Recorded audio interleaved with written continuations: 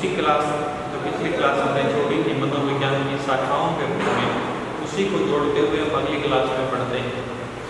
उसका जो कुछ वो बचा था, देखिए हमने जो चर्चाएँ कर ली थी वो शिक्षण मनोविज्ञान से आगे बढ़ते हैं।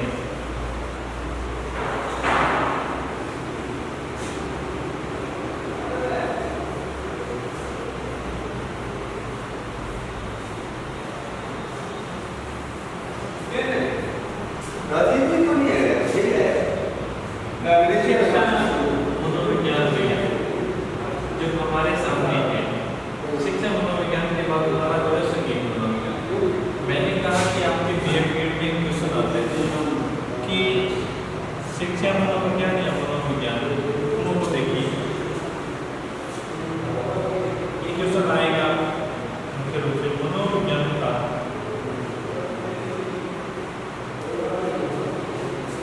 अन्य विषयों के साथ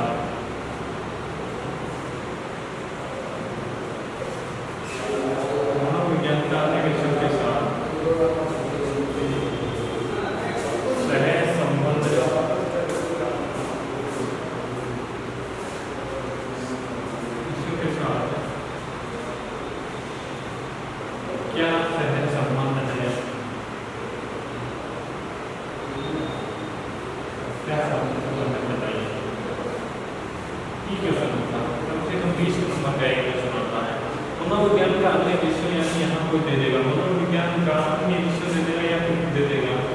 मनोविज्ञान का इनमें से कोई एक बता देगा, संचार मनोविज्ञान का संचार मनोविज्ञान, मनोविज्ञान का संचार मनोविज्ञान के साथ क्या सहज संबंध है बताइए। मनोविज्ञान का संगीत मनोविज्ञान के साथ क्या सहज संबंध है बताइए। यानी इस तरीके के क्वेश्चन किए जाते हैं और इस तरीके के जो क्वेश्चन किए जाते हैं उनमें आप लोगों को एक विषय को समझना बहुत इंपॉर्टेंट है। उसमें आप लोगों ने अगर एक विषय को समझ लिया तो आप हर एक विषय के साथ उसकी शाखाओं के रूप में उसके संबंध स्थापित कर सकते हो। देखिए शिक्षा मनोविज्ञान के बारे में हमने पढ़ लिया। शिक्षा मनोविज्ञान के बाद में अगर हम बातें करें, शिक्षा मनोविज्ञान के बाद में संगीत मनोविज्ञान में क्या होता है। मनोविज्ञान की एक शाखा के रूप में रखा जाता है संगीत मनोविज्ञान को। संगीत मनोविज्ञान साथियों कि प्राणी कई क्षेत्र विशेष आप लोगों ने देखे होंगे। कुछ क्षेत्र विशेष ऐसे हैं जहाँ पे प्राणी जो गाने वाले हैं, संगीत जो गाने वाले हैं, वो क्षेत्र विशेष उनकी संस्कृति के आधार पर वहाँ के गाने, हर एक क्षेत्र में जो बात करें तो वहाँ पे हर राज्य में अलग अलग गानों को पसंद किया जाता है। हर एक क्षेत्र विशेष में, जैसे अपने पड़ोस में हरियाणा तो हरियाणा के हरियाणवी गानों को पसंद किया जाता है, राजस्थान में राजस्थानी वालों को, पंजाब में पंजाबी। अपनी संस्कृति को अहम महत्व दिया जाता है, यानी सर्वोसर्वा रखा जाता है। होती भी है अपनी अपनी संस्कृति अपने लिए सर्वोसर्वा होती है। तो यहाँ जो संगीत मनोविज्ञान है, अब मैं यहाँ कहूँ कि जो दक्षिणी भारत में जो गाने चलते हैं वो गाने या उनका जो संगीत है, वो संगीत अगर हम उत्तरी भारत के लोगों के साथ समझ स्थापित करना चाहें तो क्या लोग उनको पसंद करेंगे? नहीं करेंगे। यह एक गायकार है, वो गा रहा है, जब गाते गाते उसे ये महसूस होता है, लोगों की तरफ देखता है, उनके हाव भाव उनके चाल चलन को देखता है और यह समझता है कि लोगों को ये चीज़ें पसंद आ रही है कि नहीं आ रही, तो वहाँ पे कौन सा संगीत मनोविज्ञान। उसके बाद में सामाजिक मनोविज्ञान। हमारे समाज में जितनी भी क्रियाएं हैं, समाज की अगर हम बात करें तो हमारा जो सामाजिक स्वरूप है साथियों, जो हमारा सामाजिक स्वरूप है वो सामाजिक स्वरूप प्राणी के व्यवहार से निर्भर होता है। और व्यवहार किससे रखा जाता है? वातावरण से रखा जाता है कि प्राणी का जो व्यवहार है, प्राणी के जो वातावरण की जो क्रियाएं हैं वो सारी की सारी किसमें रखी जाती हैं? सामाजिक स्वरूप में रखी जाती है। आप लोग आगे चल करके अल्बर्ट बांडुरा के सिद्धांत को पढ़ते हैं। अल्बर्ट बांडुरा का अधिगम का सिद्धांत है।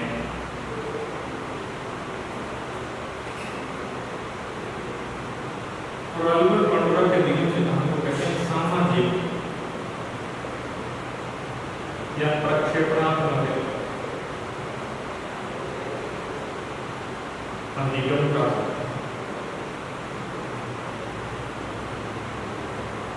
का सिद्धांत ये कहा जाता है।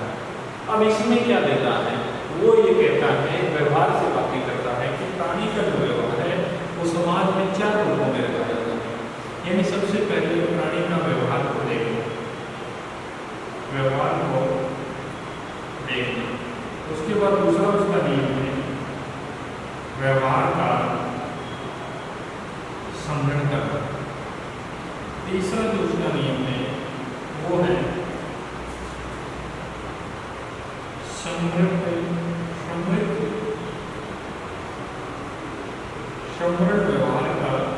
व्यवहार को क्रिया में बदलना। समग्र व्यवहार को क्रिया में बदलना। और उसके बाद है समग्र व्यवहार का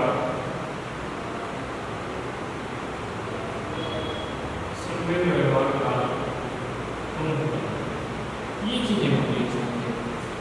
सबसे पहले क्या है, व्यवहार को देखना। अल्बर्ट बार्बरा ने अपने सिद्धांत में सामाजिक अधिगम या प्रक्षेपणात्मक अधिगम के सिद्धांत में उसने एक बात कही थी कि प्राणी दूसरों को देख करके और उसके समान व्यवहार करता है। तो सामाजिक जो मनोविज्ञान है, सामाजिक मनोविज्ञान में ये चीजें शामिल होती हैं, क्योंकि सामाजिक मनोविज्ञान में समाज के कुछ रीति रिवाज होते हैं, सामाजिक संस्कृतियाँ होती हैं। अक्सर बालक किशोरावस्था में आने के बाद उसमें पूर्ण रूप से सामाजिकता आ जाती है। जब हम पढ़ते हैं सबसे पहले शैशवावस्था, तो शैशवावस्था के बारे में कहा जाता है कि शैशवावस्था असामाजिकता का काल होती है। उसके बाद बाल्यावस्था होती है, वो असामाजिक, उसमें कुछ न कुछ सामाजिकता आ रही है। हम ये नहीं कहेंगे कि पूर्णतः उसमें असामाजिकता होती है। उसके बाद वो किशोरावस्था आती है। उस किशोरावस्था में जब आती है तो उसमें पूर्ण रूप से सामाजिकता आ जाती है, क्योंकि किशोरावस्था में जो बालक है उस बालक को अच्छे का, बुरे का, क्या सही है, क्या गलत है, क्या तेरे लिए ये चीज़ें सही हैं, उन चीज़ों के बारे में वो अच्छे बखूबी रूप से जानने लगता है। और जब प्राणी को पता चलने लग जाता है कि क्या अच्छा है, क्या गलत है, क्या सही है, तो प्राणी क्या करता है, उनके बारे में अपनी क्रियाएँ प्रस्तुत करने लगता है। उसी तरीके से अल्बर्ट बांडुरा का जो सिद्धांत था वो सामाजिक मनोविज्ञान में अगर हम देखें, अल्बर्ट बांडुरा के सिद्धांत से समझे सामाजिक मनोविज्ञान को। सामाजिक मनोविज्ञान जो है उसको अल्बर्ट बांडुरा के सिद्धांत से समझे तो कोई किंतु परंतु नहीं है। कैसे कि अल्बर्ट बांडुरा जो था उसने सामाजिक अधिगम का सिद्धांत दिया, और सामाजिक अधिगम के सिद्धांत में उन्होंने उस सिद्धांत को 4 भागों में बांटा था, 4 नियमों में बांटा था, उपनियमों। ये है 4 नियम। इस सामाजिक मनोविज्ञान, सामाजिक और सांस्कृतिक दोनों को जोड़ करके यहाँ पढ़िए। मैं एक आपको एग्जाम्पल दूंगा, वो आपकी संस्कृति से जुड़ा हूँ कि अल्बर्ट बांडुरा के सिद्धांत सामाजिक प्रक्षेपणात्मक अधिगम का सिद्धांत। इसमें अगर देखें तो सबसे पहला हमारा क्या है, व्यवहार को देखना। अब प्राणी क्या करता है, सबसे पहले व्यवहार को देखता है। यानी मैं इसका एक एग्जाम्पल दूँ, अल्बर्ट बांडुरा का एक अच्छा सा एग्जाम्पल कि आप लोग अलग अलग फैशन करते हैं, और जो फैशन करते हैं तो मैं ये मानता हूँ कि जो फैशन की जो शुरुआत है या फैशन की जो खोज है वो मानव स्वयं नहीं करता, प्राणी यानी हमारे ऊपर ले लीजिए। हम किसी फैशन की शुरुआत करें तो हमने थोड़ी की है, यानी उस फैशन को हमने कहीं ना कहीं से उसका प्रक्षेपण किया, उसको हमने अपने ऊपर डाला है। पहले हमने उसको कहीं से देखा है और देखने के बाद हमने उसको अपने ऊपर लेकर के आए। तो इसी कारण से इसका नाम प्रक्षेपणात्मक अधिगम का सिद्धांत कहते हैं। अब हमने सबसे पहले मान के चलिए कोई फैशन था, यानी आजकल के बालक, कुछ बालक ऐसे हैं जो फैशन प्रचलन में है कि पैंटें जो है वो ऊँची पहनी जा रही हैं, और जो ऊँची पहनी जा रही हैं तो बालक क्या करते हैं, या तो टीवी में या कहीं और क्षेत्र विशेष में देखते हैं। जब देखते हैं तो वो पहले उन चीज़ों को देखते हैं, और देखने के बाद सबसे पहले व्यवहार को देखना। उन्होंने क्या किया, अपना दूसरे का व्यवहार दूसरे के साथ उसको जोड़ा और उसको देखना। उसके बाद व्यवहार का क्या करना, समरण करना। जब उन्होंने सबसे पहले व्यवहार को देखा साथियों, देखने के बाद उन्होंने समरण किया। अब समरण किया तो स्मृति में किया, हम क्या करते हैं, सबसे पहले हमारी जो इंद्रियां हैं, इंद्रियों के आधार पे हम चलते हैं। और हमारी जो इंद्रियां आँख है, उस आँख से हम सबसे पहले देखते हैं। जो चीज़ हमने देखी वो देखने के तुरंत बाद हम उसको स्मृति में भेज देते हैं। देखने के तुरंत बाद स्मृति में भेज देते हैं और स्मृति उसका प्रत्यक्षीकरण करती है। स्मृति उसका क्या करती है, प्रत्यक्षीकरण करती है। जैसे आप लोग नियम में पढ़ोगे आगे चल करके, देखिए बता ही देता हूँ कि मुख्य रूप से इंद्रियां होती है हमारी, इंद्रियां कितनी होती है, आँख, कान, नाक, जीभ और त्वचा। ये मुख्यतः 5 होते हैं।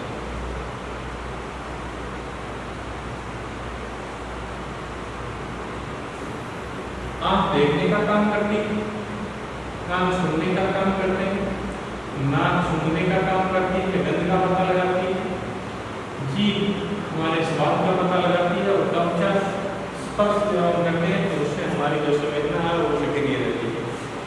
तो ये जो इंद्रियां हैं, इंद्रियों से जो प्राप्त होने वाला ज्ञान है, ये जो इंद्रियां हैं, इंद्रियों को हम क्या कहते हैं, संवेदना कहते हैं। सबको क्या कहते हैं, संवेदना। और इनसे जो प्राप्त होने वाला जो प्रथम ज्ञान है, ज्ञान में यहाँ लिखना, इंद्रियों से प्राप्त होने वाला प्रथम ज्ञान, इंद्रियों से प्राप्त होने वाला प्रथम ज्ञान, या मैं लिखूं प्राथमिक पेटिका, उसको हम क्या कहते हैं, संवेदना कहते हैं।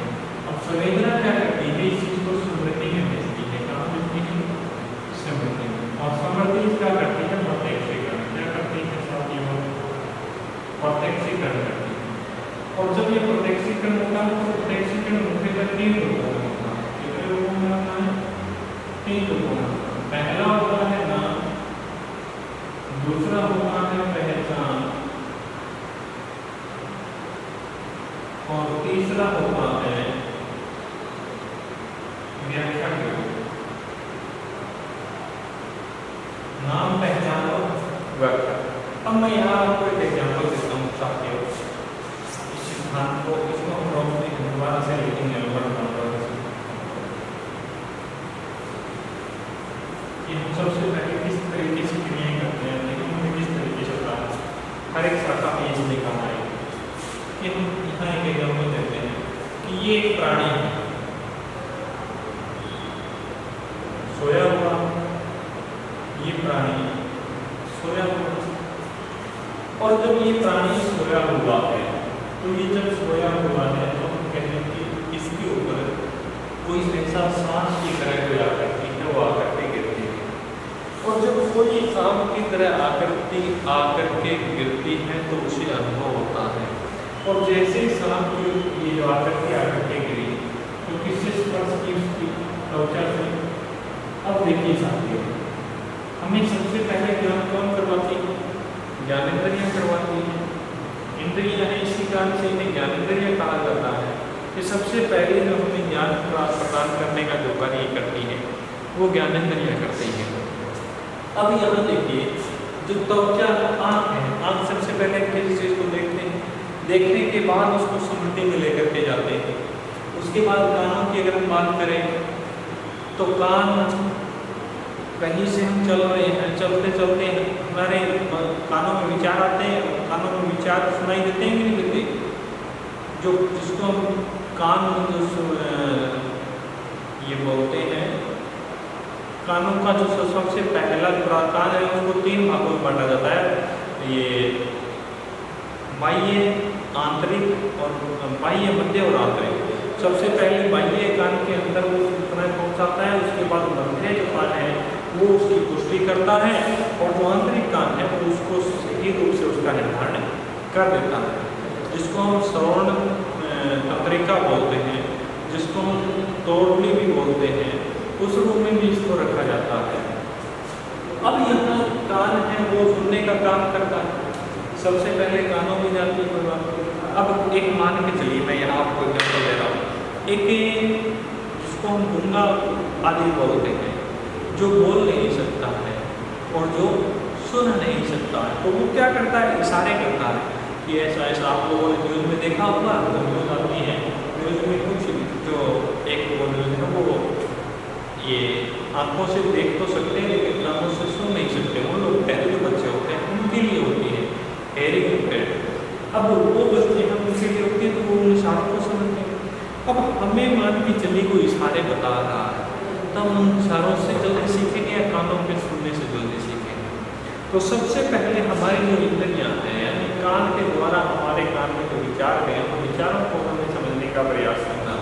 उसके बाद ना सुगंध गंध जो भी है, उस गंध का ज्ञान कौन करवाता है? नाक करवाती है। अब नाक करवाती है तो सबसे पहले उस नाक से गंध का ज्ञान करते हैं। जहाँ भी हम चलते हैं, रास्ते में चलते चलते भी हमें गंध का ज्ञान होता है। जहाँ मान के चलिए कोई ऐसी गंध है जिसके बारे में जहाँ गंध का तेल हम अपने नाक के ऊपर हाथ लगाते हैं, आँख पे तो हाथ नहीं लगाते क्योंकि गंध का ज्ञान कौन करवाती है? नाक करवाती है। उसके बाद जी किसी स्वाद का जो ज्ञान कराने का जो कार्य करती है, स्वाद को का जो ज्ञान करवाने का कार्य करती है वो कौन करती है? जीभ करती है। जो खट्टे का, मीठे का, मुख्य रूप से स्वाद को 4 प्रकार के होते हैं। कितने प्रकार के होते हैं? 4 प्रकार के होते हैं। पहला मीठा, कड़वे का ज्ञान, खट्टे का ज्ञान और नमकीन का ज्ञान। मुख्य रूप से स्वाद कितने होते हैं? 4 ही होते हैं। जो ये बहुत से ऐसे मिठाइयाँ के रूप में रखी जाती हैं तो उसके बारे में कहते हैं कि अनेक प्रकार के स्वाद हैं। ऐसे नहीं है, स्वाद मुख्य कितने प्रकार के हैं? 4 ही हैं। पहला मीठा, दूसरा कड़वा, तीसरा खट्टा और चौथा। उसके बाद में कौन सा है? त्वचा।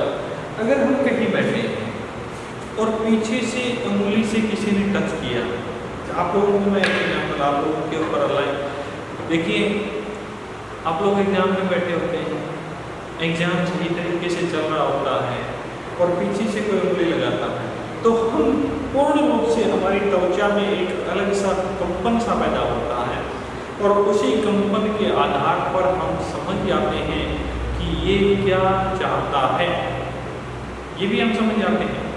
और उस कंपन को देख करके तो उसको हम बताने लगते हैं क्योंकि हमारी जो किससे उसने स्पर्श किया, त्वचा ने स्पर्श किया है। आपके बाल हैं, उन बालों से कोई स्पर्श करता रहे आप लोगों को नहीं पता चलेगा, लेकिन त्वचा को बिल्कुल मामूली सा भी उसने टच किया है तो आपको उस चीज़ के बारे में पूरी रूप से पता चलेगा। तो उसी तरीके से जो हमें सबसे पहले जो ज्ञान कराने का जो कार्य करती है वो हमारी ज्ञान कौन करती है? ज्ञानेंद्रियाँ मुख्य 7 होती हैं। कितनी होती है? 7। ये जो 5 होती हैं ज्ञानेंद्रियों को भी 2 रूपों में रखा जाता है। ज्ञानेंद्रियाँ जो है उन ज्ञानेंद्रियों को भी 2 रूपों में रखा जाता है। 2 रूपों में एक तो है बाह्य ज्ञानेंद्रियाँ, कौन सी है? बाह्य ज्ञानेंद्रियाँ। दूसरी जो है वो आंतरिक ज्ञानेंद्रियाँ, कौन सी है? दूसरी है साथियों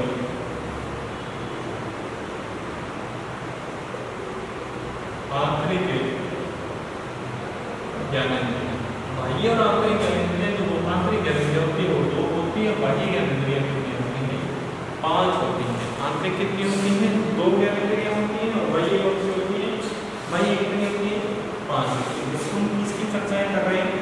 बाह्य ज्ञानेंद्रियों की चर्चाएँ कर रहे हैं। हमने कहा कि ये एक प्राणी है जो सोया हुआ है, उसके ऊपर एक सांप की तरह की आकृति करती है, तो उसे सबसे पहले ज्ञान किसने करवाया? त्वचा ने करवाया। अब त्वचा को, यानी आप सोए हुए हो, आप गौर करना कभी, आप सोए हुए हो और जब सोए आपके ऊपर कोई, यानी आप अचेतन अवस्था में हो। सिगमंड फ्राइड के अनुसार चेतना के कितने रूप हैं साथियों? 3 है, चेतना, चेतन और अचेतन।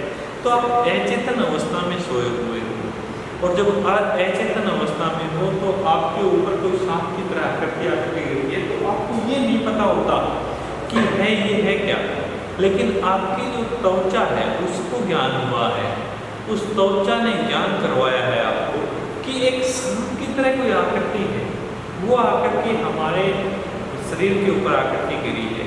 और जैसे वो आकृति गिरी है तो आपको ज्ञान हुआ, और ज्ञान होने के पश्चात जो सांप की तरह आकृति वो हमारे शरीर पे आकृति गिरी है।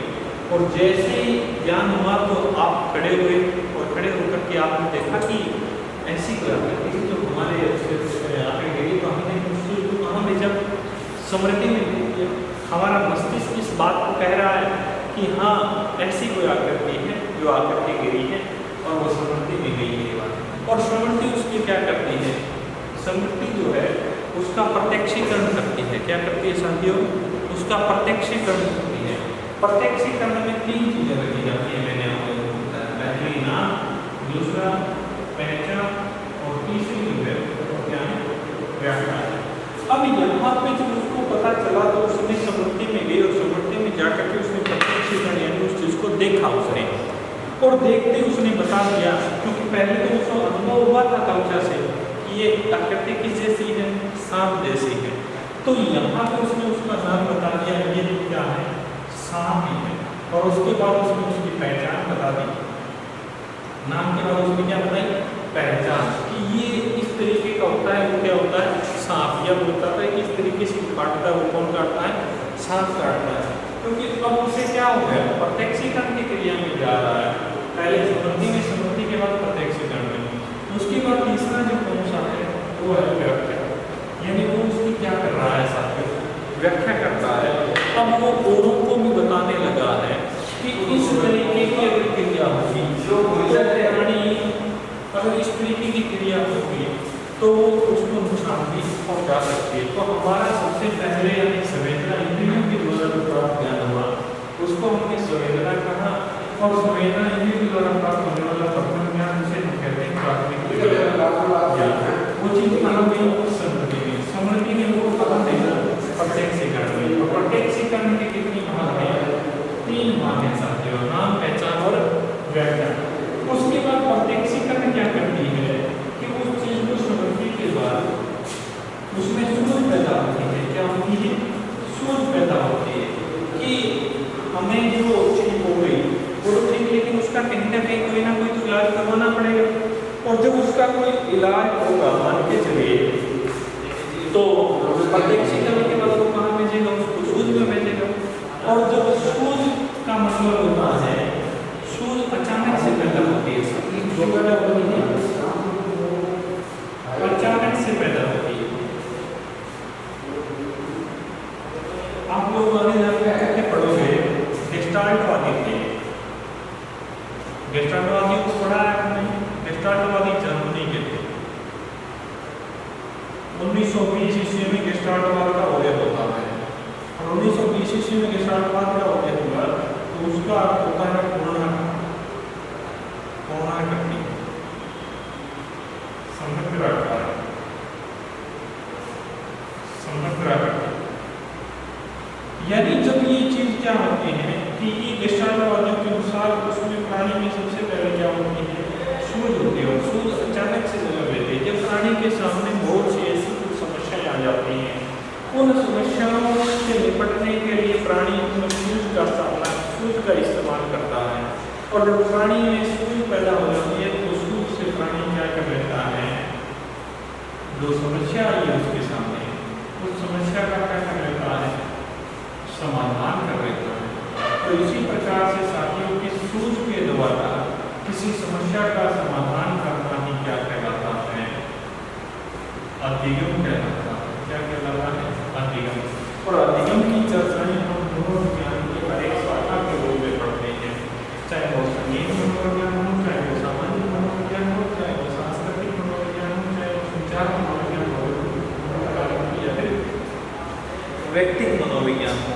इनमें अगर हम किसी भी मनोविज्ञान के बारे में चर्चाएं करते हैं तो उसमें अधिगम का जो स्वरूप है वो व्यवहार के साथ मुख्यतया जोड़ा ही जाता है। तो ये एक अधिगम की प्रक्रिया होती है जो प्राणी को अधिगम होता है। अब क्या है साथियों, 2 चीजें हैं जो ये जो अधिगम का जो स्वरूप है वो संज्ञानवादियों के अनुसार, किसके अनुसार है, संज्ञानवादियों के अनुसार है। संज्ञानवादियों के अनुसार ये जो अधिगम का जो शुरू होगा वो क्या है, संज्ञानवादियों के अनुसार है। जबकि व्यवहारवादी ऐसा नहीं कहते। व्यवहारवादी कहते हैं कि प्राणी को जो अधिगम होता है, यहाँ तो ये कहते हैं कि शुरू द्वारा अचानक अधिगम होता है, जबकि व्यवहारवादी कहते हैं कि अचानक अधिगम नहीं होता है। प्राणी को अधिगम की क्रिया जो धीरे धीरे होती है वो व्यवहारवादियों के अनुसार होती है, और प्राणी में अधिगम की जो क्रिया अचानक जो होती है, जो तीव्र गति से होती है, वो किस में होती है, संज्ञानवादियों में होती है। अब संज्ञानवादियों में होगी तो मुख्यतः देखिए, मैंने पहले भी आप लोगों के दो चीजें समझनी बहुत जरूरी है। देखिए, संज्ञानवाद और व्यवहारवाद है क्या नहीं, संज्ञानवाद दूसरा व्यवहारवाद तो वो है, व्यवहारवाद वो है जहां नियम नहीं है, नियम नहीं है वो क्या है, व्यवहारवाद। और जहाँ पे मुख्यतया संज्ञानवाद में क्या है, यहाँ पे तो व्यवहारवाद में प्राणी का वातावरण देखा जाएगा, प्राणी की उनके व्यवहार की क्रियाएं देखी जाएंगी, व्यवहार की क्रियाएं भी शामिल होगा, समाज भी शामिल होगा, सांस्कृतिक कर्तव्य भी इसमें शामिल होंगे। ये जो है व्यवहारवाद में। और संज्ञानवाद में देखा जाए तो प्राणी के शरीर है, प्राणी की संवेदना है, प्राणी का मस्तिष्क है, प्राणी में सूर्य की क्रियाएं हैं। ये जो क्रियाएं पैदा होती हैं, यानी संवेदना, स्नेह, मस्तिष्क, सूर्य, मैं इसके बाद में कहूँ कि जो स्नेह की गुजरते मूल प्रवृत्ति से यहाँ उनके मूल प्रवृत्ति का जो स्वरूप है, ये सारी की सारी क्रियाएं किससे जुड़ी रहती है, संज्ञानवाद से जुड़ी रहती है। संज्ञानवाद ज्ञान का जो बड़ा रूप है उसे भी हम क्या कहते हैं, संज्ञानवाद कहते हैं। साथियों, जिस तरीके से हम कल्पना और संकल्पना को समझते हैं, जिस तरीके से हम रुचि और अभिरुचि को समझते हैं, जिस तरीके से हम कल्पना और उसी तरीके से हम ज्ञान और संज्ञान को समझते हैं, जिस तरीके से हम ध्यान और अवधान को समझते हैं, साथियों इन शब्दों के बारे में समझना जरूरी है। इन शब्दों के बारे में अगर हम समझ जाते हैं तो हमारी साइकोलॉजी हमारे समझ में आने लग जाती है, क्योंकि हमें अक्सर बहुत से ऐसे शब्द होते हैं जिनका स्वयं को पता नहीं होता कि ये समझ उसका अगर समझ जाए, अपनी भाषा में उस अर्थ को पूछा जाए तो हम कहीं ना कहीं उसका आंसर देने में आसानी होती है, लेकिन अपनी अनुसार साइकोलॉजी भाषा में अगर अपनी भाषा में पूछता है तो हम उसका आंसर से नहीं दे पाते। धन्यवाद साथियों, मिलते हैं।